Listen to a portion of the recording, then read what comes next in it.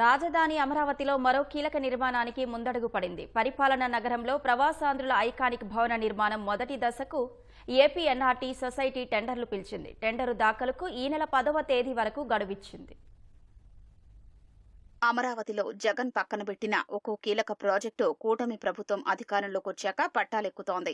NRT icon పేరుతో 5 ఎకరాల్లో నిర్మించే భారీ భవనానికి సంబంధించి ఫౌండేషన్ నిర్మాణానికి Andhra Pradesh non resident Telugu society APNRTS టెండర్లు పిలిచింది. పోడియంతో కలిపి 36 అంతస్తుల ఎన్ఆర్టీ ఐకాన్ భవనాన్ని 3 దశల్లో నిర్మిస్తారు. మొదటి దశలో నిర్మించే ఫౌండేషన్ కు ఇప్పుడు టెండర్లు పిలిచారు. తదుపరి బిల్డింగ్ సూపర్ స్ట్రక్చర్ కు, ఆ తరువాత బయటకు కనిపించే భాగానికి టెండర్లు పిలిచి నిర్మాణం చేపట్టనున్నారు. దాదాపు 600 కోట్ల అంచనా వ్యయంతో జంట టవర్లుగా దీన్ని నిర్మించనున్నారు. 2028 నాటికి పూర్తి చేయాలని లక్ష్యంగా పెట్టుకున్నారు. కేవలం ప్రవాసాంధ్రుల కోసం వారి నిధులతోనే ఈ భవనం నిర్మించనున్నారు. ఇందులో నివాస ప్లాట్లను, కార్యాలయ ప్రాంతాన్ని వారికే విక్రయిస్తారు. పార్కింగ్ కోసం 2 అంతస్తుల సెల్లార్, దానిపై 3 అంతస్తుల పోడియం ఉంటుంది. దానిపై 33 అంతస్తుల్లో భవనం నిర్మిస్తారు. 2 టవర్లలోనూ ఒక్కో దానిలో 29 అంతస్తులు ఉంటాయి. మొదటి టవర్లోని 29 అంతస్తుల్లో ఒక్కో అంతస్తుకు 2 చొప్పున రెసిడెన్షియల్ ప్లాట్లు ఉంటాయి. రెండో టవర్లో కార్యాలయాలు ఏర్పాటవుతాయి. ఈ కార్యాలయాల్లో ఏర్పాటయ్యే కంపెనీలతో 30,000 మందికి ప్రత్యక్షంగా, పరోక్షంగా ఉపాధి లభించే అవకాశం ఉంది. 2 టవర్లను కలుపుతూ పైన 4 అంతస్తులు నిర్మిస్తారు. దీన్ని పూర్తిగా వాణిజ్య అవసరాలకే కేటాయిస్తారు. 2 టవర్ల మధ్యలో ఏర్పాటు చేసే గ్లోబ్ ఈ భవనానికి ప్రత్యేక ఆకర్షణగా నిలవనుంది. అందులో కూర్చుంటే 360 డిగ్రీల్లో అమరావతి నగరం మొత్తాన్ని వీక్షించొచ్చు. గ్లోబ్ లో 10 నుంచి 12,000 చదరపు అడుగుల విస్తీర్ణంలో రెస్టారెంట్లు, kitchen, executive dining hall, lounge వంటివి ఏర్పాటు చేస్తారు. ప్రత్యేకంగా ఎన్ఆర్టీ క్లబ్ హౌస్ ఉంటుంది. సదస్సులు, సమావేశాల నిర్వహణకు 2,000 సీట్ల ఆడిటోరియం, 1,500 సీట్ల యాంఫీ థియేటర్ ఏర్పాటు చేస్తారు. 2014-19 మధ్య ఎన్ఆర్టీ ఐకాన్ భవనానికి నాటి సీఎం చంద్రబాబు శంకుస్థాపన కూడా చేశారు. ఐకాన్ భవనంలో ప్లాట్ల కొనుగోలుకు 104 మంది ప్రవాసాంధ్రులు 33 కోట్ల రూపాయల డబ్బు కూడా చెల్లించారు. భవన నిర్మాణం వేగంగా పుంజుకుంటున్న దశలో వైసీపీ ప్రభుత్వం అధికారంలోకి వచ్చింది. అమరావతిపై కత్తిగట్టిన జగన్ ఏపీ ఎన్ఆర్టీ భవనాన్ని మూలన పడేశారు. కూటమి ప్రభుత్వం అధికారంలోకి రావడంతో న్యాయపరమైన సమస్యలన్నీ అధిగమించి ఈ భవన నిర్మాణానికి మార్గం సుగమం చేసింది.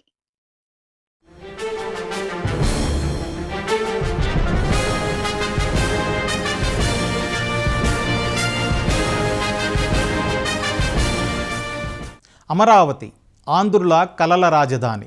అలనాటి సంస్కృతి, ఆధునికత ఉట్టిపడేలా నిర్మిస్తున్న అద్భుత నగరం. సమస్యలన్నీ తొలగించుకొని చకచక అడుగులు వేస్తుంది.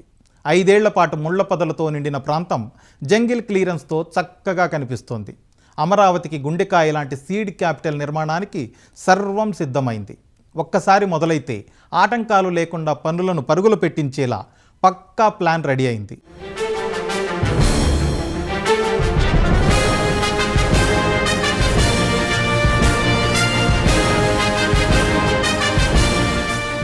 అమరావతి కోర్ క్యాపిటల్ 1,575 ఎకరాల్లో 217 చదరపు కిలోమీటర్ల పరిధిలో 6 క్లస్టర్లుగా నిర్మితమవుతోంది. Singapore master plan, Norman Foster డిజైన్లతో అమరావతి రూపుదిద్దుకుంటోంది. రాజధాని నగరంలో అతి ప్రధానమైనది సెక్రటేరియట్. మిగిలిన రాష్ట్రాలకు భిన్నంగా మన సెక్రటేరియట్ ఉండబోతోంది. 5 ఏళ్ల క్రితం నిర్మించినటువంటి రాఫ్ట్ ఫౌండేషన్ నాణ్యత పరిశీలించిన నిపుణులు అంతా బాగుందని నిర్ధారించారు. ఈ రాఫ్ట్ ఫౌండేషన్పై 5 టవర్లుగా కట్టే సచివాలయ భవనంలో అన్నింటికంటే కీలకమైనది జీఏడీ టవర్. ప్రపంచస్థాయి ప్రమాణాలతో G+47గా నిర్మించే భవనంలోనే సీఎం కార్యాలయం ఉంటుంది. సాధారణ పరిపాలన శాఖ ఇక్కడి నుంచే పనిచేస్తుంది. మిగిలిన 4 టవర్లు G+39గా వస్తాయి. మంత్రులు, సెక్రటరీల ఛాంబర్లు, హెచ్ఓడీలు సహా ప్రభుత్వ ఉద్యోగులంతా ఈ టవర్లలోనే కొలువుదీరుతారు. రాకపోకలకు వీలుగా టవర్ల మధ్య ఫుట్ బ్రిడ్జ్లు ఏర్పాటవుతాయి. 5 ఐకానిక్ టవర్ల నిర్మాణానికి దాదాపు 4,689 కోట్లు ఖర్చవుతుంది. రాష్ట్ర సచివాలయం తర్వాత మరో ముఖ్యమైన నిర్మాణం అసెంబ్లీ. ఇది నీటిలో తేలియాడుతున్నట్లు అత్యంత ఆకర్షణీయంగా ఉంటుంది. శాసనసభ జరుగుతున్నప్పుడు కార్యకలాపాలకు ఎలాంటి ఇబ్బంది లేకుండా ప్రజలు నేరుగా చూసే అవకాశము ఉంటుంది. అసెంబ్లీ భవనంపై 250 మీటర్ల ఎత్తైన స్పైక్ రాజధాని అమరావతికే హైలైట్. దీనిపై నుంచి రాజధాని నగరాన్ని చూసేందుకు అనువుగా ప్రత్యేకమైన ప్లాట్ఫామ్స్ నిర్మిస్తారు. 104 ఎకరాల్లో G+3గా తయారయ్యే అసెంబ్లీ భవనం స్పెషల్ అట్రాక్షన్గా నిలిచే భారీ స్పైక్ నిర్మాణానికి 768 కోట్ల రూపాయల వ్యయమవుతుంది. సెక్రటేరియట్, అసెంబ్లీ తర్వాత మూడో ముఖ్యమైన నిర్మాణం హైకోర్టు. 42 ఎకరాల విస్తీర్ణంలో 55 మీటర్ల ఎత్తుతో హైకోర్టు కాంప్లెక్స్ వస్తుంది. అమరావతి చరిత్ర, బౌద్ధం విశిష్టత తెలియజెప్పే అద్భుత కట్టడంగా తీర్చిదిద్దుతారు. బౌద్ధ స్తూపం డిజైన్తో G+7గా నిర్మించే కాంప్లెక్స్లో మొత్తం 37 కోర్టు హాళ్లు ఉంటాయి. ఇది పూర్తి చేయడానికి 1048 కోట్లు అవసరమని ప్రభుత్వం అంచనా వేసింది. పాలనా వ్యవహారాలు, న్యాయ వ్యవస్థతో సంబంధం ఉన్న వాళ్ళందరికీ అమరావతిలోనే నివాసాలు ఉంటాయి. జడ్జిలు, మంత్రులు, IAS, IPS అధికారులు, ప్రభుత్వ ఉద్యోగుల కోసం 2014-19 మధ్య భారీ భవంతులు కట్టారు. కొన్ని 90% పూర్తవగా మరికొన్ని భవనాలు 75-80% సిద్ధమయ్యాయి. 5 ఏళ్ల విరామం రావడంతో IIT నిపుణులు నిర్మాణ పటిష్టతను పరిశీలించారు.